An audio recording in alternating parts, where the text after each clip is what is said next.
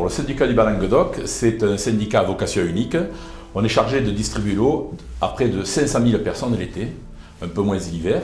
Alors ça comprend 25 communes autour de l'étang de Thau, grosso modo, sur le plan géographique, avec des petits villages du type Saussan, Pignan, Fabrègues, mais aussi des grandes villes comme Agde et Sète. Alors on a un syndicat qui produit quand même 22 millions de mètres cubes d'eau pour les consommateurs donc, du secteur. Alors pourquoi une usine de potabilisation de l'eau du Rhône? Les raisons sont diverses. La principale, c'est, je crois, répond à un adage célèbre, il ne faut jamais mettre tous ses œufs dans le même panier. Effectivement, actuellement, nous produisons 80% de notre eau sur la station de Florensac qui pompe dans la nappe d'accompagnement de l'Hérault.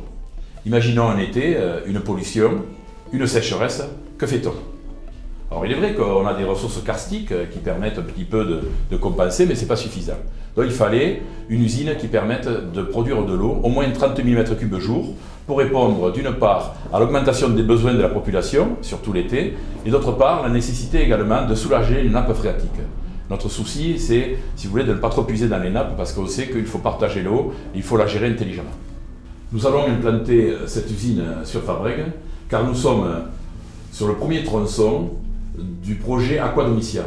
C'est un grand projet qui est mené par la région et qui consiste à amener l'eau du Bas-Rhône vers Perpignan, sur tout l'arc méditerranéen. Et Fabrègues serait la première étape de ce beau réseau d'eau brute.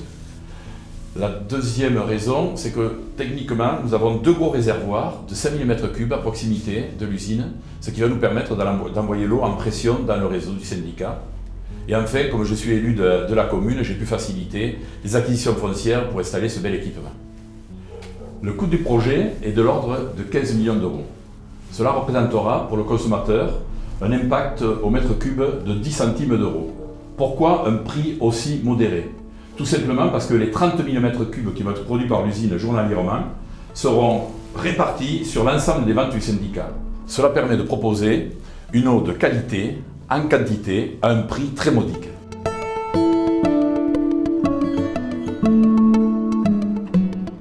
L'usine est alimentée en eau provenant du Rhône, via le canal du Bas-Rhône-Languedoc. Cette ressource présente l'avantage d'être disponible en quantité. C'est une eau brute que nous transformons en eau potable par une chaîne complète de traitement. L'eau, à son arrivée dans l'usine, passe par un bassin de préoxydation. L'injection du permanganate de potassium entraîne la dégradation des mollusques et macrovertébrés par oxydation. Cette préoxydation permet également de faire face à des pollutions accidentelles sur le Rhône. Ainsi réduits, organismes ou pollutions seront plus facilement piégés lors de la phase suivante de coagulation. L'ensemble des bassins suivants constitue la phase d'acidification, coagulation, flocculation et flottation. À ce stade, le pH de l'eau est trop élevé pour un rendement optimum des traitements qui suivent. Il faut l'abaisser en dessous d'un pH de 7. Cela signifie que l'eau est acidifiée. Cette acidification se fait au moyen de l'injection de gaz carbonique au fond du bassin. Il est maintenant possible d'injecter un coagulant. Les fines particules en suspension dans l'eau s'agglomèrent. Elles forment ce que l'on appelle des flocs. Par un système d'agitation lente, ces flocs grossissent au fur et à mesure qu'ils se déplacent dans la colonne d'eau. Les différents courants provoquent ce phénomène.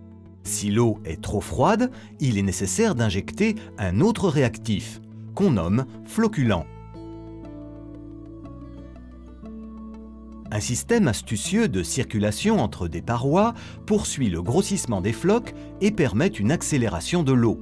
On appelle cela un flux piston. Elle arrive ainsi dans le bassin de flottation. Les flocs remontent en surface sous l'effet d'une injection d'air. À intervalles réguliers, ils sont collectés par surverse et envoyés dans une bâche de stockage. L'eau, déjà plus claire à ce stade du traitement, est aspirée par le plancher troué du bassin. Une filtration sur sable complète l'élimination des particules en suspension qui n'ont pas été piégées lors de la phase précédente. L'eau est répartie dans 4 bassins, où elle s'infiltre en traversant une couche de sable d'1 mètre de hauteur. On voit que les dernières particules restent piégées dans le sable. Si l'eau est maintenant claire, on dit qu'elle n'est plus turbide. Elle n'est pas encore potable. En route pour l'affinage. L'eau est pompée pour atteindre l'étage supérieur de l'usine. Elle y est de nouveau répartie dans 4 bassins. La filtration sur charbon actif en grains permet d'affiner la qualité de l'eau en retenant les éventuelles pollutions dissoutes, telles les pesticides. Les matières organiques sont aussi piégées. Celles-ci sont responsables de l'apparition de goût et d'odeur au contact du chlore lors de la distribution de l'eau. Prochaine étape du traitement, les UV. Sous l'effet d'un rayonnement UV, les micro-organismes, tels les bactéries ou les virus, sont détruits. On parle d'une désinfection choc de l'eau. Dernier arrêt dans la bâche de chloration. Une première injection de chlore détruit l'ammonium, source de développement de goût prononcé, peu apprécié des consommateurs. Dernière étape, l'eau doit être protégée de la réapparition des micro-organismes pour son voyage jusqu'au robinet des consommateurs. C'est le rôle de la dernière injection du chlore. Complétée par une injection de soude qui vient rééquilibrer l'eau. Souvenez-vous, au début, on a abaissé le pH de l'eau pour l'acidifier. On le remonte pour éviter que l'eau ne corrode les canalisations métalliques. En parallèle de la file de traitement de l'eau, l'ensemble des particules retirées de l'eau sont collectées pour être traitées puis éliminées. Régulièrement, les filtres à charbon et les filtres à sable doivent être décolmatés pour garder toute leur efficacité.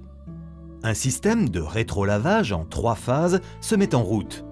Une injection d'air, puis un mélange d'air et d'eau, et enfin de l'eau claire. Les impuretés sont ainsi évacuées par surverse sous l'effet de ce contre-courant. Plus en amont, dans le bassin de flottation, les flocs séparés de l'eau sont eux aussi collectés. Toutes ces impuretés sont stockées dans la bâche des eaux sales, puis envoyées dans la file de traitement des boues. Les boues d'origine minérale doivent être traitées et éliminées dans le respect de l'environnement. Il s'agit d'augmenter leur siccité, c'est-à-dire de diminuer la présence d'eau. Pour l'instant, ces boues sont liquides. Ici, on leur injecte un coagulant.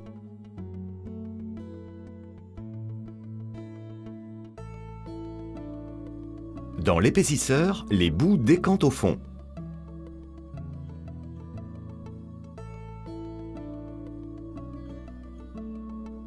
L'eau propre est récupérée en surface. Cette eau, respectant les normes de rejet, rejoint le milieu naturel dans la rivière, le Koulazou. Les boues poursuivent leur parcours. Mélangées avec du lait de chaux pour les épaissir encore, elles passent enfin dans un filtre-presse. Il en sort des sortes de galettes qui ne contiennent plus que 30% d'eau. Les galettes peuvent maintenant être évacuées en décharge agréée de classe 2 sans impact sur l'environnement. Chaque étape du traitement est surveillée depuis la salle de contrôle grâce à des capteurs. Des prélèvements réguliers sont analysés par le laboratoire. Grâce aux mesures enregistrées, turbidité, pH, chlore, le personnel de l'usine peut ajuster en permanence les traitements et les doses de réactifs. Vous avez l'assurance d'une eau potable de bonne qualité, produite par une usine performante et respectueuse du cadre de vie.